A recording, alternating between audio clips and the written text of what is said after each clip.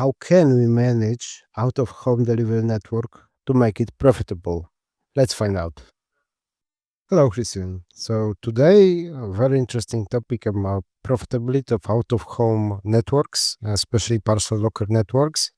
We see very different examples on the market. On the one hand, we have InPost, which has about 40% of EBITDA, which is really huge and enormous. And on the other side, we have a lot of examples, very low profitability or no profitability out of home networks. And the big question probably in many countries which start to do and many operators which start to operate the out of home networks, especially parcel lockers network, is how to manage this profitability. What is behind these numbers? So for sure, what we saw, it's about density on delivery. So good example is that the driver of a very dense network can deliver about 1,500 parcels even a day because of few steps, because of big parcel locker machines when they deliver a lot of parcel. But it's not only. It's also about different other factors, like, for example, utilization of APMs, which may be even over 100%. So, what is behind the profitability of the out-of-home network? Yeah, I think we are stepping into how we call it a bee's hive here, because there are extremely an enormous amount of opinions about this. I think it depends on really where you're coming from. I always talk about the DNA of your distribution network. We know that in many places, I can see the difference between now PostNord is operating both in Denmark, Sweden, Norway, Finland, and the demographics are very different. And also where you come from in a last mile DNA. If you come from an area where you have had success over and trust of your home delivery and really high level of success in your first delivery attempt, I think it's quite challenging to bring in a locker network, because the end user is actually quite confirmed with what you have, and it all comes back to what I say. It's come back to the convenience of the end user, if they like it or not. When we introduced lockers in Denmark, first we saw that we had hoped that we could convert some of these home deliveries to the more you would say more number of parcels per drop, as you mentioned, up to how many parcels they could deliver a day, going from, I think if you have home deliveries, I think the average is, I think it's 1.09 parcel per stop or something like that in quite general terms. I heard that mentioned across different postal operators. Then we had the B2B back in the days, which had maybe 2.4, 2.2 parcels per drop. And then you have the lockers and the pooler points, where you have pooler points today, where you have more than 500 parcels per stop. And then you have lockers, depending on how big your lockers are and the density of that.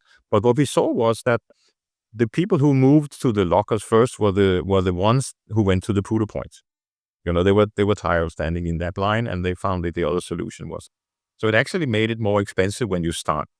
But if you have a bad network and you don't have home deliveries, and you have a queuing in let's say a postal office or a pooler point, then it becomes quite an interest of the end consumer to move very fast towards a locker. And that's what we've seen maybe in the Baltics, and especially in Poland, and a move especially in Eastern Europe, where it is a huge success in making the lockers. So what you have is you have a history that actually is moving towards how to implement. And I think that you need to be very careful where you start and understand the market you're in, and try to figure out how you have the solution.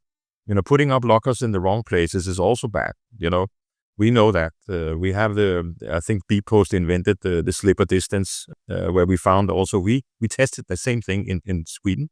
We found that the sweet spot is under 250 meters from a private home, or from the place where you prefer you have your parcel, to get a locker to be activated. So there are a lot of things that you have to take into consideration when you're building your network. Unfortunately, I can't just say it's a simple answer. I think also we spend a lot of discussions about this in a very open dialogue between the different operators and the vendors, that you need to know your local market extremely well to understand it, in order to make sure that you build up a profitable solution. So the network coverage, I understand that network coverage, which can give you the utilization of machines, and utilization of machines means that each parcel is cheaper. But I think that the big question is, do you need their own operations? Because if you have own operations, not only own network machines, but no own operations, which you deliver to your APMs, means that you have this advantage of density. If you just allow different operators to deliver to your machines, there is no disadvantage. So they need to pay you, but also they need to pay drivers. So for the same parcel. And finally, it's often more expensive than just delivery to the door. So I thought about kind of hybrid models that you are open network, but final mile is here on your outside, because then you have this cost efficiency. I think that in some areas you can be right, and I think it's all a question about where you're coming from, what you have control about. I think that today the sweet spot with the mix, and we see quite interesting operating models coming up. I think Omniva right now are talking about the crowd solution, where they are planning to, with their own drivers, they're planning to a basic line, and then they use crowd solutions for other things. And I think also we see that crowd solutions also coming in Budapest right now with some part of the delivery point. So there's quite a lot of possibilities, and I think that to finding the real sweet spot on if you should have, how you should have your locker network, how you should have your Puda network, how you should have your different operation model is really something that you have to think about. You have to step back and see, okay, what is it that will work, and what will work when you come to a certain density, and what will work when you get a certain amount of customers in your portfolio as well, because you also have, it's not cheap to set up a locker, and it's actually not cheap to put it up in the wrong place.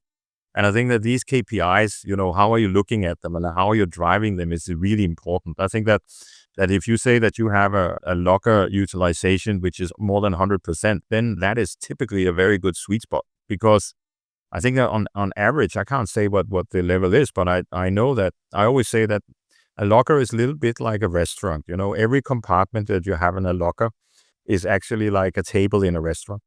And many times we see that the end user is really, trust you and trust the locker. So when they get the parcel and say, okay, now your parcel is in the locker, then I know in Poland, they pick it up in the first 6 hours. But if you look into Western Europe, it's usually on the other side of 24 hours or close to 24 hours, which means that you are actually booking a table for 2 days and only using it one day. And this is something that we in the industry have to work on, and saying, okay, fine, how can we motivate people to actually come and pick up the parcel in order to get the utilization of the lockers up? And I think that we see now here in the peak season that there are different means to do that. I think that I've seen now a couple of models where you try to go out to the media and say that if you pick up the parcel in the first 6 hours, your parcel is a part of a lottery where you can win some money, €200 if you pick it up. And this is probably the best chance you have of a lottery ticket in the world, that you pick up your own parcel in the first 6 hours. I think it's good and it's motivating. And I think that this is because we need to have a turnover of these lockers in order to make sure that they are profitable. Yeah, it's a very good example of well-known APM network operator who use the communication for it. So if you get SMS text message with, yes, your parcel is waiting somewhere, or you get the message, hi, hello, it's your parcel, I'm waiting for you. It's different, and maybe this makes Poles to pick up parcel faster, much faster. Yeah, and I think when you read about, think Smart Cell, the mobile locker that they've been tested by DHL in Stockholm last year. I think that some of the things they found out was that we're now moving your locker with your parcel. So people actually, when they knew that there was a deadline for when the parcel actually was moved, then they actually had a tendency to move towards and pick up the parcel in the locker. I think that you will see that in order to make sure that you have this higher capacity in your locker, which will improve your number of parcels per drop, which will improve your network cost. You need to be inventive. You need to do something out of the extra normal to motivate people to pick up the parcel if they don't do it by themselves. If they do it by themselves, it's fantastic, because then you will have a better, you will have a better ROI on your investment for sure. Okay, okay. So to summarize, we touch few topics and everything impacts profitability. Utilization of APMs, which is related also with communication, with receivers' behaviors, a lot of things, which we need to work on the technical level, but also on change of behavior. Then we have network, APM networks, which also are related with utilization, because when locker is closer, people are more willing to pick up faster, etc.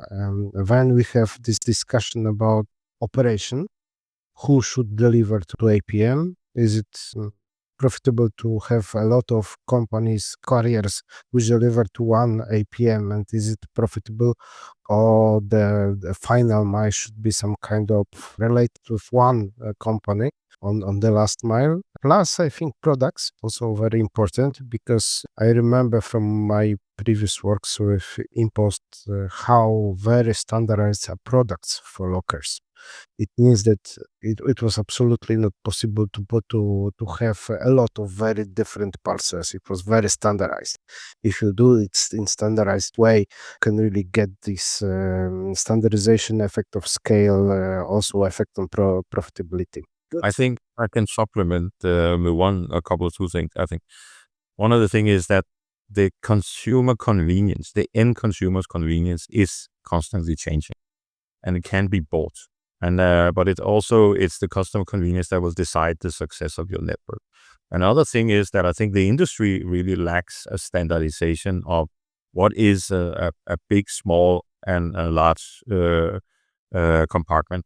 We saw that back in the days when the postal operators decided on standardizing the letters, this is where they made a better industrialization of it. But we are not having that. And if you buy lockers from X number of operators, from X, both operators but also from vendors, you will find that the sizes are different. And I think that is something to be think about.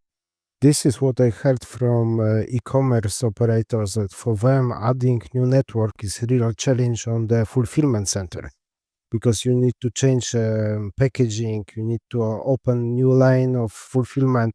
That's another interesting topic on that.